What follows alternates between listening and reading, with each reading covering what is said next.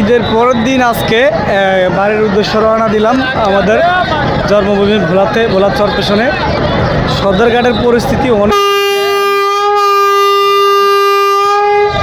ঈদের পরের দিন হিসাবে প্রচুর পরিমাণ জ্যাম, মানে লঞ্চে দাঁড়ানোর মতো কোনো অবস্থা নাই।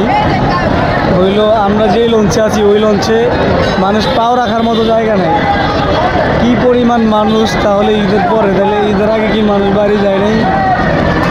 তো আজকের এখনকার বর্তমানের এই পরিস্থিতি সদরঘাটের, প্রচুর পরিমাণ যাত্রী, প্রচুর পরিমাণ মানুষ, জ্যামে মানুষ দাঁড়ানোর মতো জায়গা নেই।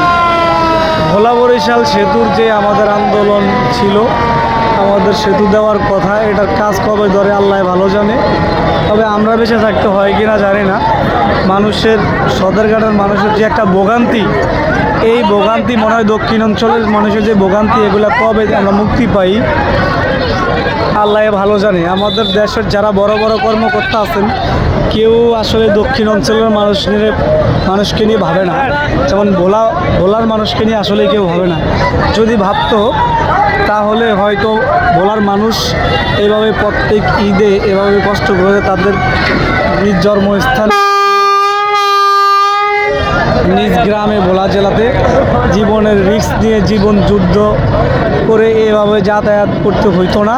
যদি ভোলার যারা আছেন বড় বড় পার্সন, এমপি মন্ত্রীরা, তারা আসলে ভোলার মানুষকে নিয়ে অতটা ভাবে না। যদি ভাবতো তাহলে অবশ্যই ভোলা বরিশাল যে সেতুর দাবি, এটা ইনস্ট্যান্ট করার ব্যবস্থা করতো। যতদিন পর্যন্ত ভোলা বরিশাল সেতু না হবে ততদিন পর্যন্ত ভোলার মানুষের এই ভোগান্তি থাকবেই। আর ভোলার মানুষকে ভোগান্তি থেকে মুক্তি দিতে হলে, ভোলার মানুষকে যদি ভোগান্তি থেকে মুক্তি দিতে হয় তাহলে ভোলা বরিশাল সেতু অবশ্যই দরকার। আজকে লঞ্চের পরিস্থিতি খুবই ভয়াবহ, এবং ঈদের মধ্যে আমরা যতদিন দেখলাম অনেক দিন কিন্তু জ্বর হয়েছে, বন্যা হয়েছিল, মানুষ জীবন যুদ্ধ নিয়ে ভোলার মানুষ যাতায়াত করে, রিস্ক নিয়ে সবসময়